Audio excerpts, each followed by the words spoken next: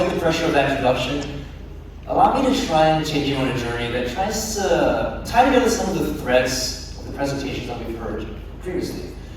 That'll take you through a journey of 3 perspectives: on caring, on the expanding moral circle, and on the size of the future. First of all, can you guess the total number of child deaths per year right now? Of the 141 million children born each year, 3.9% of them die before the age of 5. That's 5.5 million child deaths per year. The world is awful. In the EU, 1 in 250 children die. Globally, the figure is 1 in 25. And if the rest of the world were as well off as the EU, there would be 5 million fewer child deaths. The world could be so much better. And yet, if we were still like we were in the past, where in 1800 the child death rate was 43%, there would be 60.6 million child deaths per year. The world is so much better. The world is awful. The world could be so much better.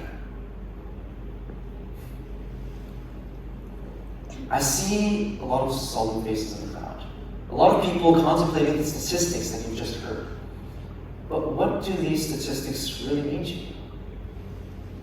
Let me put you in this scenario. It is 2015. The Syrian refugee crisis is the largest humanitarian crisis ever. And even now, it remains the largest humanitarian crisis in the world. As of mid-2023, over 6.5 million Syrians have sought refuge abroad. You now have the opportunity to donate by scanning this QR code. How much will you donate? $1. Not much, evidently. People in 2015 were not so different from themselves. People didn't really seem to care about the Syrian refugee crisis until this sensitive image surfaced. This is the image of 3-year-old Aylan Kurdi. His body lying face down in the sand of a Turkish beach after the rubber boat that his family had been taken to escape from Syria capsized. As soon as this image captivated the imagination of the world, record donations poured in. But why is it that there's such a psychology where large numbers didn't make people care, but an identifiable victim like Aylan suddenly caused such large donations? This is called scope insensitivity. The amount that we care doesn't grow in proportion to the numbers, because our internal ability to care simply can't comprehend such large numbers. It evolved in a world where we only had to care about our immediate family, not the world that we live in today. Once upon a time, 3 groups of subjects were asked how much they would donate to save 2,000, 20,000, or 200,000 migratory birds from uncovered oil wells. The answer didn't really change. Or when the risk of chlorinated drinking water was increased by 600 times, the amount of willingness to donate only increased 5 times. What our response to tragedies like the Syrian refugee crisis shows us is something that's reflected in a very commonly cited quote, that a single death is a tragedy, but 1 million deaths is just a statistic. This is wrong in a way we must recognize. 1 million deaths is not a statistic.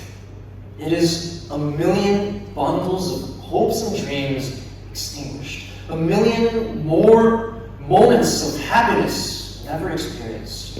1 million families who will never see their loved ones. 1 million deaths is 1 million tragedies. What an identifiable victim like Aylan tells us is that we care so much more than we realize. So this brings me to part 2, the expanding moral circle. In every era of history, there have been moral catastrophes. Wrongdoings, serious wrongdoings of a large scale that involved large swathes of society, complicit through action or inaction. We can all name examples of times where groups of people were marginalized, persecuted, instrumentalized because of their ethnic minority status, religious minority status, their gender. But over time, our moral circle has grown. The number of people that we consider to be worthy of moral consideration has increased. And those groups of people who were once marginalized have gradually gained the rights that they deserve. Why is it then that we have historically failed to recognize the moral importance of others? Were people in the past just more selfish, malevolent, or is it something else? In fact, every group in history looks back at their past generations and condemns them for their moral crimes. And we are not so different from our past generations. Just as recently as our parents' generation, it was normal. It was an accepted fact that people just had fewer rights because of their sexuality or their race.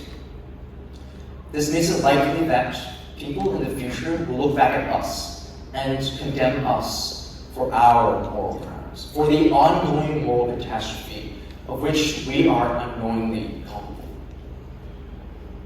So, what is this group of people who we are unknowingly, unthinkingly, blindly depriving of their rights?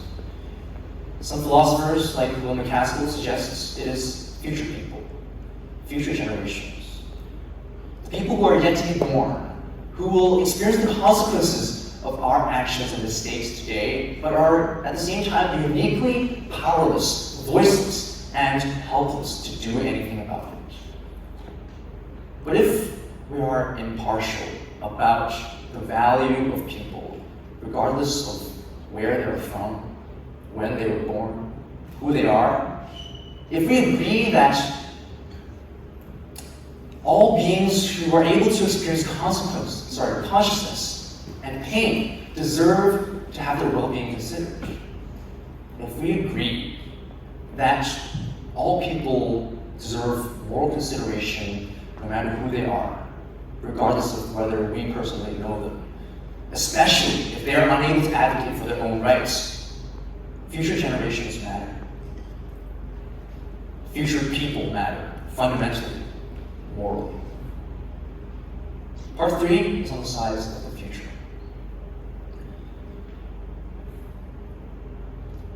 Through using statistics, probability, base rates of past events, Fermi estimates, we're able to forecast the answer to this question. How many future humans do you think will exist in total from now until the extinction of humanity? If we are to survive for as long as similar species, we have at least another 1 million years. And if we assume a consistent or stable birth rate, that means there will be up to 100 million future humans. Along those lines, philosopher William MacAskill estimates that there will be 80 trillion, sorry, I think I said million before, 80 trillion future humans. That means that all the 8 billion people alive today are only 0.01% of all the people who will ever live. But if we were to think even bigger, and remember the technological development that has occurred in just the past couple decades, how we've gone from the first computers to walking on the moon, to putting satellites all around our planet, to generative AI. And if we were to allow that humans may one day harness the total energy and resources of our solar system and even leave our planet to many different worlds, then the journey of humanity is just beginning. We're at the beginning of a story that has limitless potential. Along those lines, philosopher Nick Bostrom estimates 10 to the 54 future people. This image of a single white dot on a green background does not even begin to capture the minuscule size of all the people alive today in comparison to all the future people. Maybe if you imagine this clicker in comparison to the size of this auditorium, then we will begin to think about it.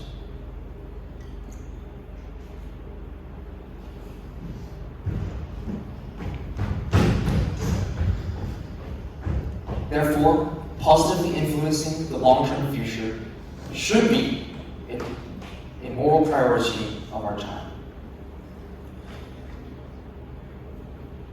Nick Bostrom defines existential catastrophe as an event that could lead to humanity's extinction or the permanent and drastic curtailment of humanity's potential. Toby Ord estimates that the total existential risk from man-made causes within the next 100 years is 1 in 6.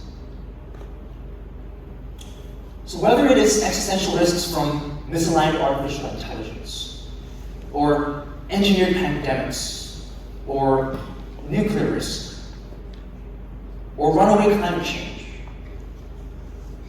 now is a point of unusual influence over humanity's future. If all goes well, we will survive for billions more years and flourish in ways unimaginable today. And if I'm allowed to borrow a line from Lee Kuan Yew, it is those people who calculate and think in those terms that deserve to survive. So thank you, and go and change the world.